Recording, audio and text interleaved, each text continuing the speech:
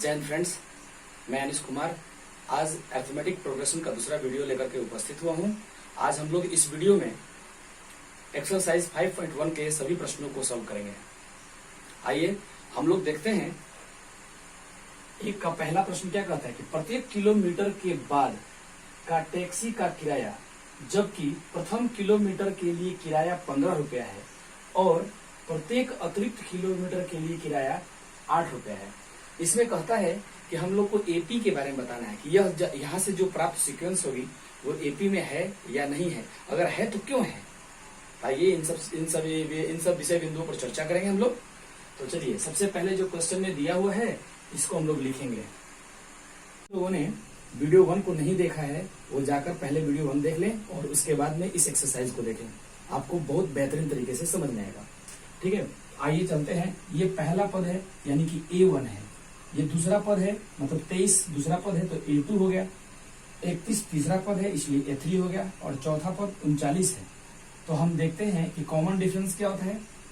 D equal to A2 minus A1, यही नहीं, A3 में से A2 को घटाते हैं तो A3 माइनस A2। ऐसे ही हम आगे जब बढ़ाएंगे तो A4 माइनस A3 होता है। हम इन सबका वैल्यू पुट करते हैं यहाँ पर। डी का अगर सब इक्वल है तो एपी में है, अगर कहीं इक्वल नहीं होगा तो एपी में नहीं होगा। तो A2 का वैल्यू जो है 23 है माइनस 15 बराबर A3 का मान क्या है 31 माइनस 23 और A4 का मान 39 माइनस 31। अब यहाँ पर डी के बारे में पुनः देखेंगे तो यहाँ पर 8 का डिफरेंस, फिर घटाएंगे तो 8 का, 39 में से 31 लेके गए तो भी 8 का। हम देख रहे हैं कि प्रत्येक दो पदों के बीच का जो कॉमन डिफरेंस है वो 8 का ही है, यानी कि समान अंतर है। तो समांतर श्रेणी में है तो लिखेंगे अतः प्राप्त अनुक्रम एपी में है। उसमें पूछा है प्रश्न में कि क्यों है, क्योंकि प्रत्येक दो पदों के बीच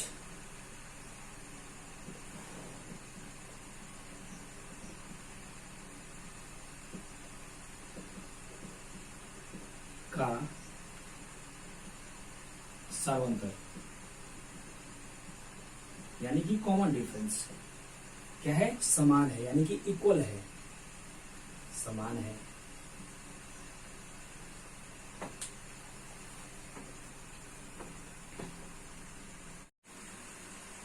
अब हम यहां देख रहे हैं कि पहले के दूसरे प्रश्न में कहता है कि किसी बेलन में उपस्थित हवा की मात्रा, जबकि वायु निकालने वाला पंप प्रत्येक बार बेलन की शेष हवा का 1/4 भाग निकाल देता है। अब प्रश्न आता है कि सबसे पहले बेलन को जाने कि बेलन क्या है, और बेलन होगा तो त्रिविमीय आकृति है और उसमें आयतन है, यानी कि बेलन के आयतन को हम लोग V से सूचित करते हैं, वॉल्यूम बोलते भी हैं। ठीक है, तो लिखेंगे सबसे पहले माना कि बेलन का आयतन V है ना। ठीक है, आइए हम एक बेलन की आकृति को लेते हैं। एक हमारे पास में यह है बेलन,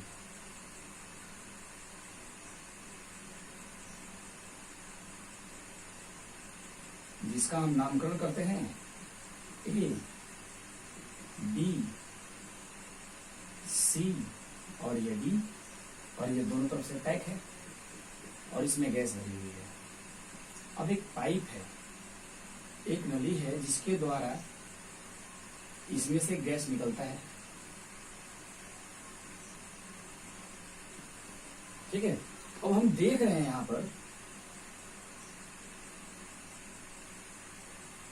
अब हम लोग देख रहे हैं यहाँ पर कहता है कि बार बार, यानी कि बेलन का जितना आयतन, यानी कि जितना उसमें हवा भरा है उसका 1/4 भाग निकलता है। तो हम लोग लिखेंगे कि बेलन के आयतन का 1/4 भाग निकालने के बाद बची हवा हम लोग को निकालना है। तो सबसे पहले 1/4 भाग निकालता है तो कितना हवा निकलता है यह देख ले। चलिए प्रश्न से कहता है कि बेलन के आयतन मतलब बेलन में जो हवा है उसका 1/4 भाग निकलता है। लिखेंगे 1/4 भाग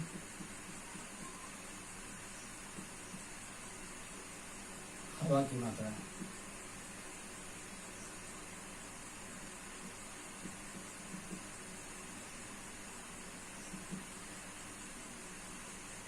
तो आयतन का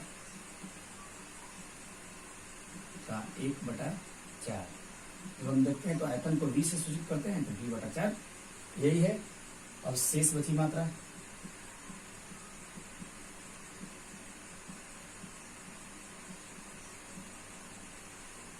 शेष बची मात्रा क्या होता है? आयतन में से पहले वाले आयतन में से v/4 को घटाएंगे। तो v/4 को घटाएंगे तो 1 और 4 का लघुत्तम 4 होता है, तो 4v माइनस v और ये निकलेगा तो 3v/4 होता है। अब हम देख रहे हैं कि अब हमारे पास में तो जो सिलेंडर में हवा जो बचा है वो 3v/4 है। अब हम लोग क्या करेंगे? अब इसका 1/4 भाग निकालेंगे, उसके बाद जो शेष हवा होगी तो हम एक क्रम से निकालते जाएंगे। तो यहां पर कहता है क्या कि 3v/4 का 1/4 हवा निकालने के बाद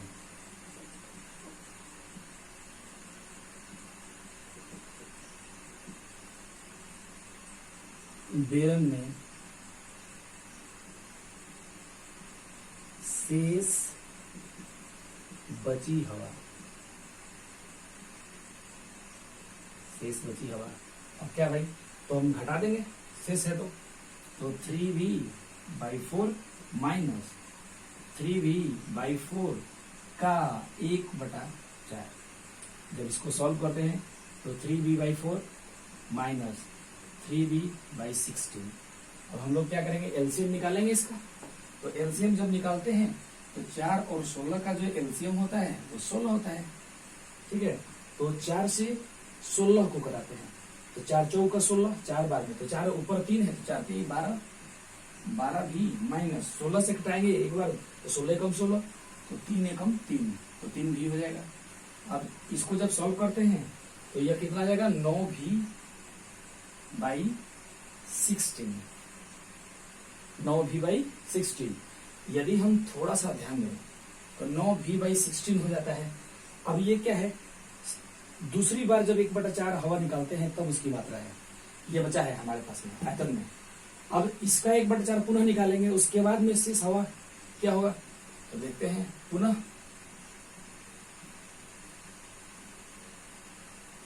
9v/16 का 1/4 हवा निकालने के बाद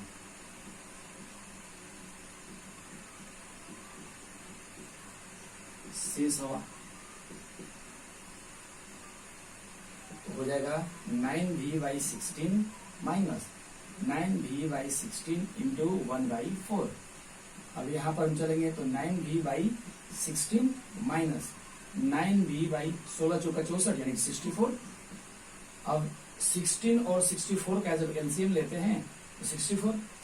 अब 16 मतलब 16 से 64 को तो 16 चौका 64। अब 4 से 9 चौका 36 यानी कि 36 भी माइनस 64 से 64 कटाए थे एक बार में तो 9 भी 9 भी आ गया। अब 36 से 9 को मतलब माइनस करते हैं तो इसमें कितना हो जाएगा? 6 गया और फिर 3 बचता है तो 27v/64। अब हम देख रहे हैं कि हमारे पास में एक सीक्वेंस प्राप्त होता है और पहला इस सीक्वेंस को लिखते हैं तो हमारे पास में आएगा पहला आयतन जो v था, उसके बाद में जो दूसरा हमें मिला हुआ है वह क्या है? 3v/4 तो 3v/4। उसके बाद में तीसरा जो मिला वो 9v/16 तो 9v/16। उसके बाद में 27v/64 तो 27v/64। देखिए साहब, अब हम यहाँ पर देख रहे हैं एक बार v है 3v/4 है, 9v/16 है, 27v/64 है। अब हम डी के बारे में, अब हमें बताना है कि एपी में है या नहीं है। तो एपी के लिए हम वही बात करेंगे, पहले पद यानी कि A1 भी है, A2 3V/4 है, A3 9V/16 है और A4 क्या है 27V/64 है। तो कॉमन डिफरेंस दो के बीच में निकाल लेते हैं, काम बन जाएगा हमारा।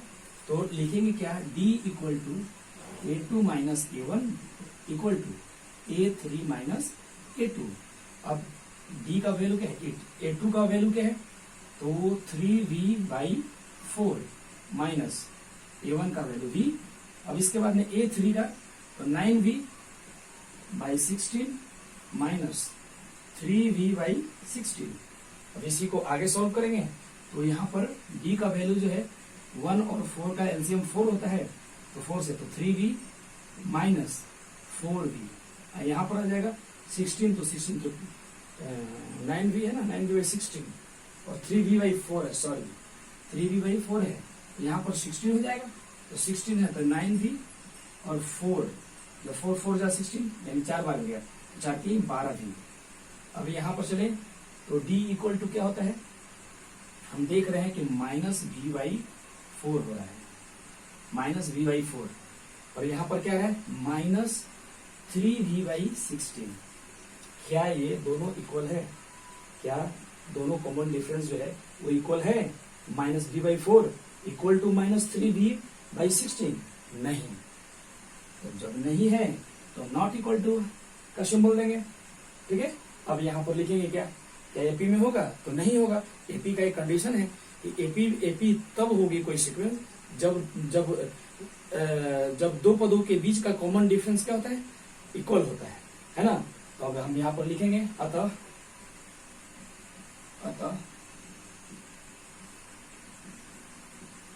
प्राप्त अनुक्रम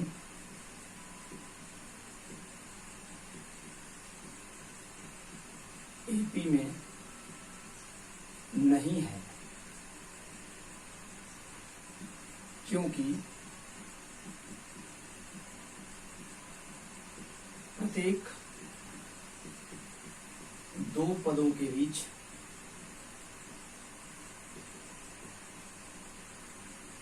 सार्वंतर यानी कि D का मान समान इक्वल नहीं है।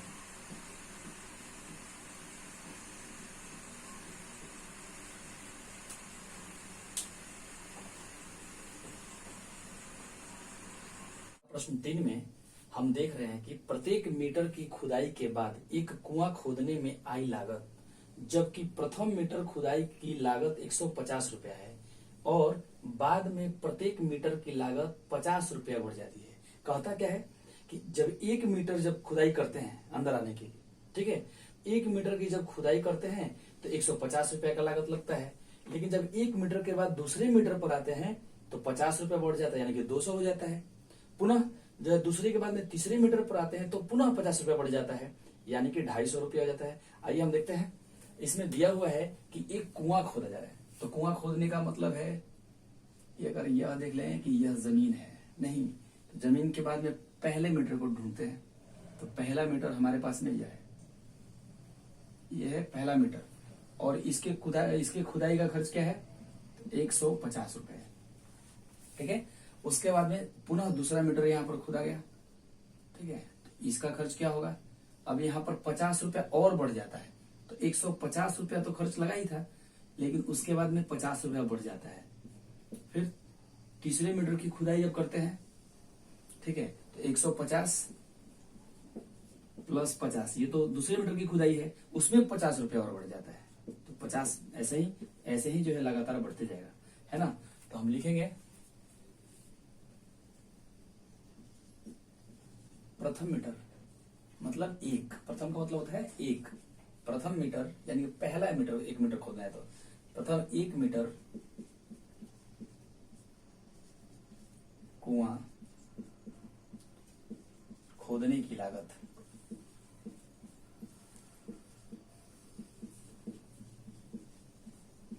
यह है 150 रुपए। पुनः प्रत्येक अतिरिक्त मीटर में प्रत्येक मीटर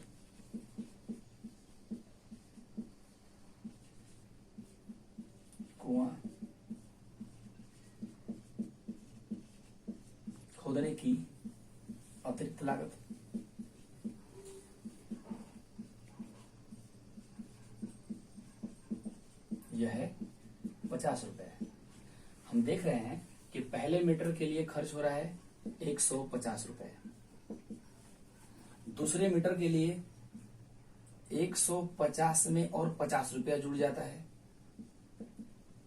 उसके बाद में तीसरे मीटर के लिए जब हम चलते हैं तो 150 मीटर यानी कि 200 मीटर तो है ही, 200 रुपए, 200 रुपए में 50 रुपए और खर्च करते हैं।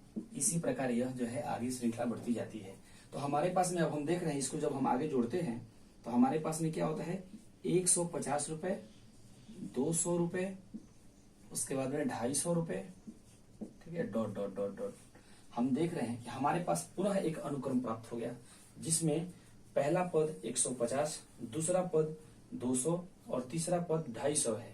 और हम जानते हैं कि जब ये अनुक्रम हमारे पास में मिला है तो हमें एपी की भी जांच करनी है। तो एपी जांच करने का कंडीशन यह है कि A2 में से A1 को घटाएंगे और पुनः A3 में से A2 को घटाएंगे। यदि दोनों आपस में समान हो जाएंगे तो सर्वंतर है, यानी कि एपी में है अथवा नहीं है। तो आइए जांच करते हैं हम लोग। तो लिखेंगे क्या कि D equal to A2 minus A1, यानी कि दूसरे पद में से पहले पद को घटाते हैं। तो A2 क्या है 200, तो 200 माइनस 150।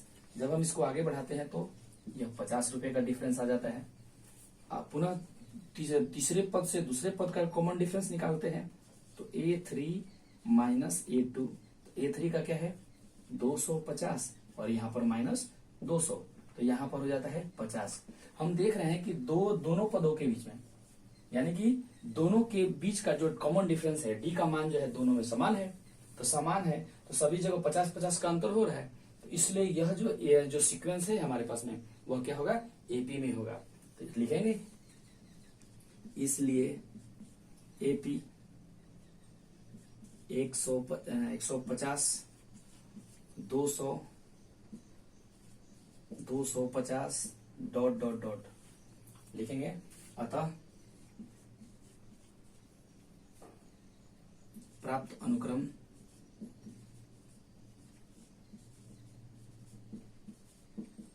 एपी में है।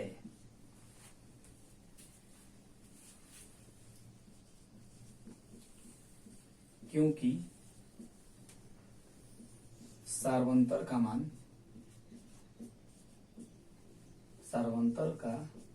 मान सभी पदों के बीच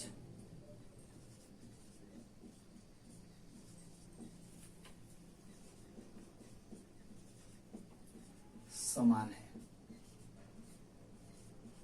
फ्रेंड्स, अब हम लोग एक का चौथा प्रश्न देख रहे हैं। अब इसमें कहता क्या है कि खाते के प्रत्येक वर्ष का मिश्र धन जबकि 10,000 रुपए की राशि 8% वार्षिक दर से चक्रवृद्धि ब्याज पर जमा की जाती है।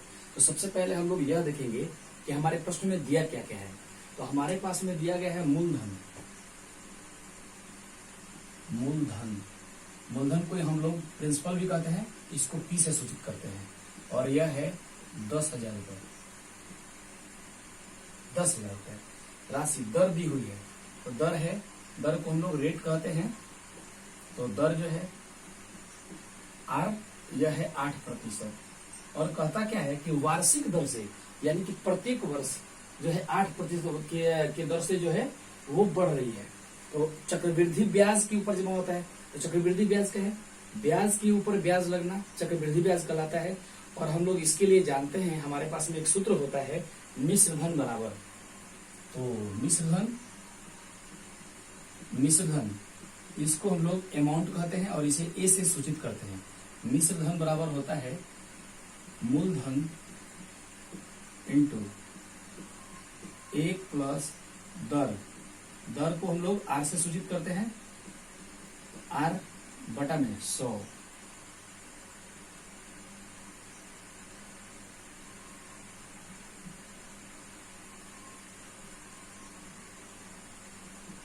R बटा 100 का पावर समय यानी कि N। ठीक है, अब हम प्रति वर्ष के हिसाब से देख रहे हैं। तो पहले हम पहले वर्ष के लिए N का मान 1 रखेंगे। तो लिखेंगे यदि N बराबर 1 हो तब A बराबर मूलधन को P और P का मान है 10,000। 10,000 इंटू 1 प्लस दर का मान है 8 और बटा में 100 का पावर 1, यानी कि पावर 1 है तो हम इसको क्या बोलते हैं, 1 रहने देते हैं इसको। ठीक है, अब हमारे पास में है कि यदि दूसरे वर्ष के लिए हम करते हैं तो यदि n बराबर 2 हो तब a का मान क्या हो जाएगा 10,000 और 1 प्लस 8 बटा में 100 का पावर 2। इसी प्रकार तीसरे वर्ष के लिए चले, यदि n बराबर 3 हो तब a का मान क्या हो जाएगा 10,000 इंटू 1 प्लस 8 बटा में 100 पावर 3 और डॉट डॉट डॉट डॉट हम चौथे वर्ष पांचवें वर्ष के लिए निकालते जाएंगे। अब हमारे पास में हम लोग जानते हैं कि किसी भी सीक्वेंस को एपी में दिखाना हो तो एपी का सीक्वेंस होता क्या है, तो एपी बराबर एपी का जो मान होता है, एपी का हमारा जो एपी में जो सीक्वेंस होती है, एपी में जो सीक्वेंस होती है वह है A plus D, A plus 2d, A plus 3d dot dot dot. और हम यहाँ पर देख रहे हैं कि d है तो d में 1 से गुना है, 2 में d में 2 से गुना है और 3 d में 3 से गुना है। और यहाँ पर क्या है, हमारे पास जो सीक्वेंस जो प्राप्त हुई है वह इस रूप में है 10,000 इंटू 1 प्लस 8 बटा में 100 का पावर 1 है, यानी कि d टू दी पावर 1 के रूप में हम देख रहे हैं इसको, यानी कि पावर के रूप में आ रहा है। तो पावर के रूप में आना, ये एपी का तो है नहीं गुण, है ना जी, तो हम यहाँ पर देखेंगे। उसके बाद में ये 10,000 1 प्लस 8 बटा में 100 का पावर क्या है 2 है। इसी प्रकार हम आते हैं तो 10,000 1 प्लस 8 बटा में 100 का पावर 3 है, डॉट डॉट डॉट डॉट इस प्रकार से आ रहा है। तो हम देख रहे हैं कि पावर में 1 2 3 आ रहा है और एपी कहता है कि हम पावर में नहीं आते हैं। ठीक है, तो आर का मान भी क्या होगा, सॉरी डी का जो मान होगा, हम देख रहे हैं कि एपी जो है पावर में नहीं आता है, इसलिए डी का मान जो है क्या होगा, दोनों मतलब दो पदों के बीच की दूरी, यानी कि a2 minus a1 equal to a3 minus a2, दोनों आपस में बराबर नहीं होंगे। ठीक है, तो लिख देंगे अतः प्राप्त अनुक्रम एपी में नहीं है। प्रश्न 2 में कहता है कि दी हुई एपी के प्रथम 4 पद लिखिए, जबकि प्रथम पद ए और सार्वंतर डी है। यानी कि पहले ही प्रश्न में यह बतला दिया गया है कि कोई एपी है जिसका प्रथम पद ए है और उसका सार्वंतर क्या है, डी है, और उसमें दूसरे के पहले दूसरे तीसरे चौथे और पांचवें प्रश्न में ए और डी का मान दिया गया है और उनमें से हमें 4 पद ज्ञात करना है। तो 4 पद ज्ञात करने के लिए हम क्या करेंगे, हम जानते हैं कि एपी का पहला पद क्या होता है, ए1 होता है। देखिए इंट्रोडक्शन क्लास में हम इन सब चीजों को पढ़ चुके हैं, इसलिए आप लोग कंपल्सरी रूप से जा करके इंट्रोडक्शन यानी कि वीडियो 1 एपी का देखें, है ना। तो ए1 का मान क्या हो जाएगा, ए हो जाएगा, इसको पहला पद बोलते हैं। उसके बाद में a2 दूसरा पद, तो a प्लस 1 इंटू डी, यही लिखते हैं हम लोग। यानी कि जब दूसरा पद कहता है तो उससे पहले वाले पद से सार्वंतर में क्या करते हैं, गुना कर देते हैं। उसके बाद कहता है कि a3 यानी कि तीसरा पद, तो तीसरा पद में क्या करेंगे, a प्लस 3 है क्या, तो 3 है तो 3 से पहले कौन आएगा, तो 2 आ जाएगा, तो 2 गुणे डी। और इसी प्रकार चौथा पद हमें ज्ञात करना होगा, तो a प्लस 4 से पहले 3 आएगा, 3 इंटू डी। ऐसे ही हम लोग पद ज्ञात करते हैं। तो आइए हमारे पास में पहला प्रश्न है, कहता है क्या, पहला प्रश्न है और कहता है कि a का मान जो है, a का जो मान दिया है वो 10 दिया है और d का जो मान दिया है वो भी 10 दिया है, और कहता है कि एपी के प्रथम 4 पद ज्ञात करें। तो हम लोग लिखेंगे ए पी हल करके, और यहां लिखेंगे पहला पद ए दूसरा पद a प्लस डी, तीसरा पद a प्लस 2d और चौथा पद a प्लस 3d। अब हम यहां चलेंगे तो a का मान 10 दिया है तो 10 लिख लेंगे, दूसरा में a का मान 10 और d का मान भी 10 है तो 10 हो जाएगा। और यहाँ पर चलेंगे तो a का मान 10 प्लस 2 गुने 10, यहाँ 10 प्लस 3 गुने 10। अब इसी को सॉल्व करते हैं तो 10 और 10 20, और यहाँ पर चलेंगे 10 प्लस 20 और फिर यहाँ चलेंगे 10 प्लस 30। ठीक है, अब यहाँ देख लेंगे, इसलिए AP के 4 पत्ते हैं, कौन कौन से हो जाएंगे 10 20, 20 और 10 30 और 30 और 10 40। ठीक है, यही क्या हो जाएगा आंसर हो जाएगा पहले का आंसर। अब हमारे पास में क्या है, कहता है क्वेश्चन नंबर 2। क्वेश्चन नंबर 2 दिया हुआ है, जरा ध्यान देंगे आप सब लोग। ठीक है, क्वेश्चन नंबर यहाँ पर 2 दे रहा है कि a का मान -2 है और d का मान क्या है 0 है। तो a का मान -2 और d का मान 0 हो गया। अब हम जब इसको हल करते हैं तो हमने अभी भी जस्ट लिखा है AP के 4 पद कौन कौन से होते हैं, तो AP के इस सीक्वेंस को हम लोग लिख लेते हैं a plus d, a plus 2d, a plus 3d, इन सभी को ब्रैकेट में कर लेंगे।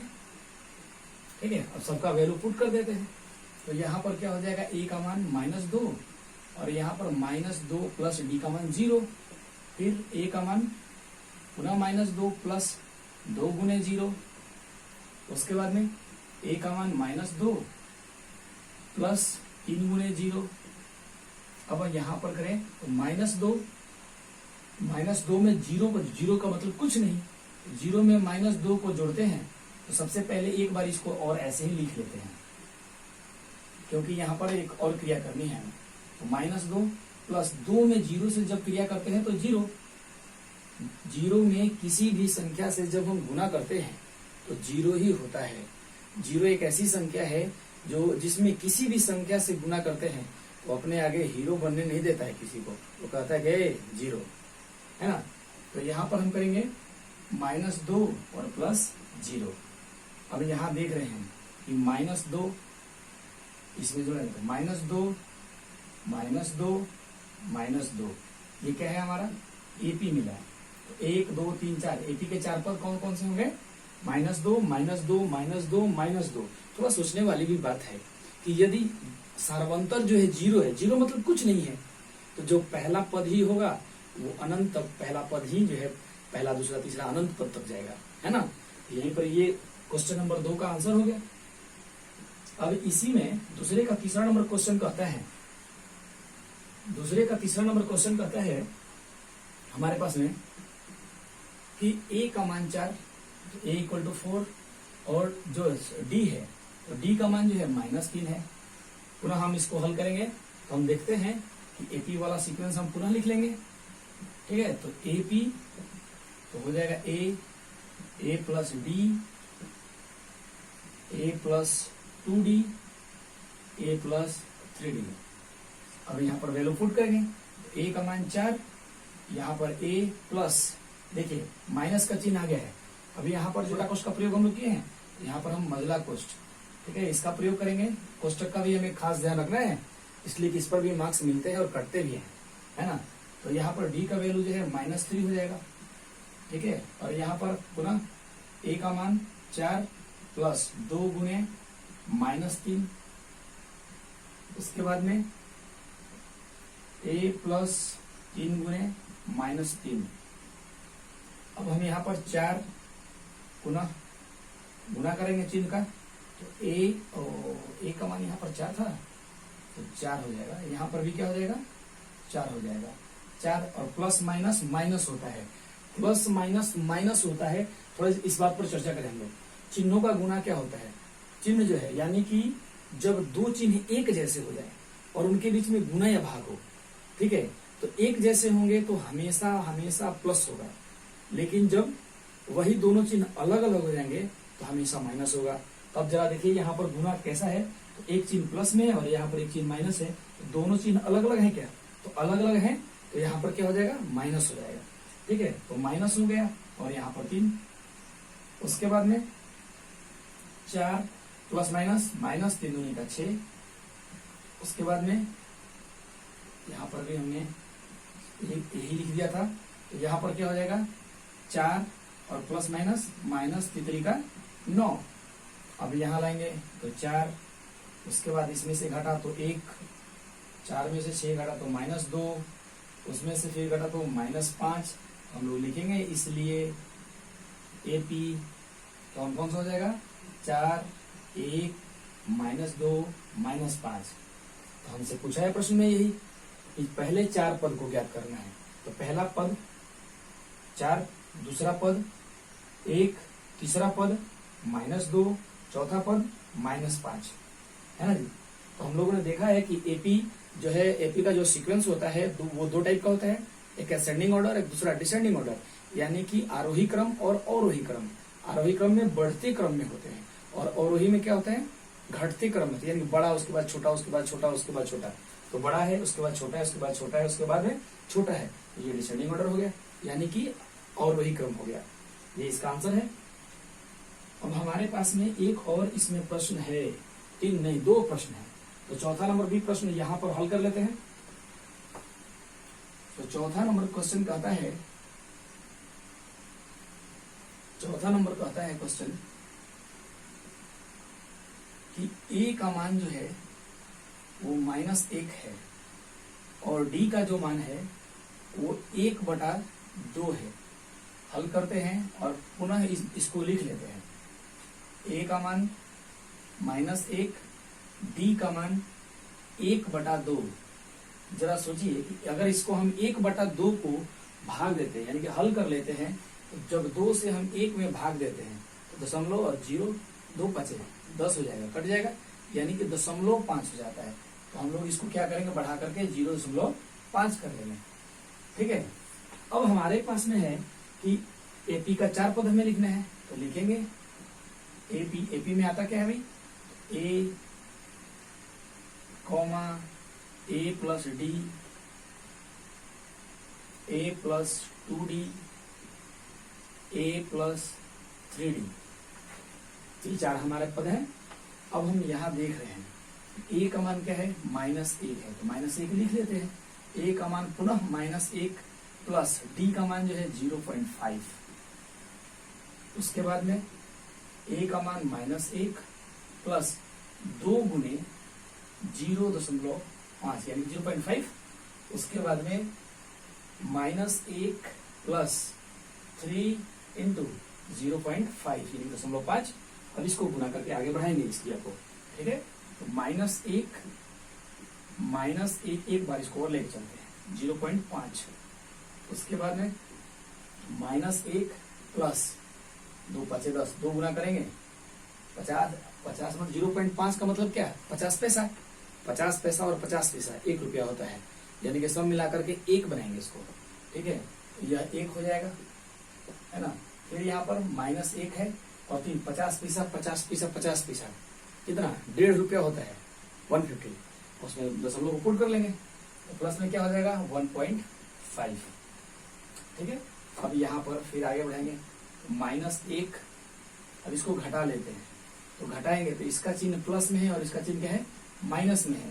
तो 1 में से 0.5 को पहले घटाएंगे तो कितना हो जाएगा, 0.5 हो जाएगा। अब प्रश्न हमारे पास में आता है कि चिन्ह की कौन सा चिन्ह लिखे, यानी कि साइन होना चाहिए ना, प्लस में कि माइनस में। तो हम यहाँ देखते हैं कि संख्या कौन सी बड़ी है, 1 है या 0.5। तो हम देखते हैं कि 1 बड़ी संख्या है, तो जो बड़ा है उसी को लिख लेते हैं, उसी का चिन्ह। तो यहाँ पर क्या हो जाएगा, माइनस हो जाएगा, और यहाँ पर 1 में से 1 गया तो 0 हो जाएगा। फिर यहाँ हो जाएगा 0.5, ये प्लस में है। ठीक है, तो लिखेंगे इसलिए AP -1 माइनस 0.5 0.5, ये आपका आंसर है। ठीक है, अब आते हैं हमारे पास में दूसरे का 5वां और अंतिम क्वेश्चन है। 5 नंबर क्वेश्चन कहता है साहब कि ए का मान -1.25 है, ए का मान -1.25 और डी का जो मान है वह है -0.25, यही है। तो हम हल करेंगे इसको, हल लाते हैं। तो हल में जो है पहले क्वेश्चन को इसका जो मान दिया है उसको लिख लेंगे। तो मान तो डायरेक्ट है, a इक्वल टू -1.25 और जो d का वैल्यू है वो -0.25। अब हम जानते हैं कि AP का सीक्वेंस क्या होता है, तो AP लिखेंगे और उसके बाद में लिखेंगे A plus D, A plus 2D, A plus 3D और सबका वैल्यू पुट कर लेते हैं। तो A का वैल्यू क्या है -1.25, क्लियर हो गया। अब देखिए माइनस वाला कहानी है, तो फिर क्या करेंगे हम ब्रैकेट को चेंज करेंगे। A का वैल्यू जो है -1.25, अब यहाँ पर प्लस और माइनस की जगह पर क्या लिखेंगे, माइनस के पहले ब्रैकेट लिखेंगे 0.25। दूसरा पद हो गया। तीसरे पद पर आते हैं, तो तीसरा पद क्या हो जाएगा, A का वैल्यू जो है -1.25 प्लस इसमें क्या है 2 इंटू माइनस कितना होगा -0.25, ये हो गया तीसरा पद।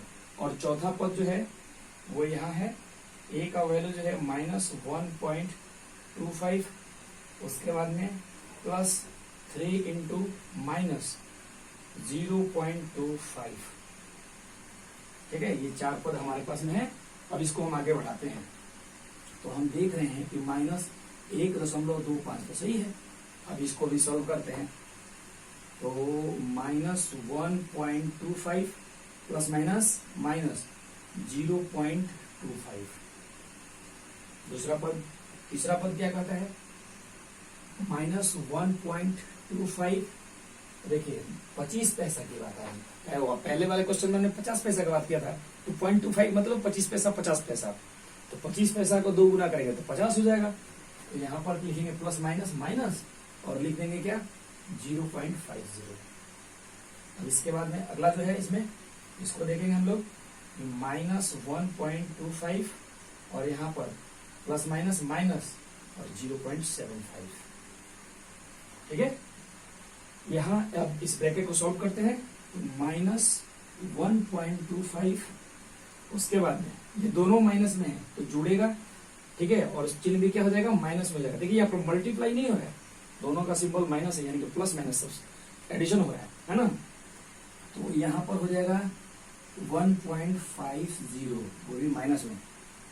उसके बाद यहाँ आएगा तो -1.75, उसके बाद यहाँ आएंगे तो -2.00, ठीक है।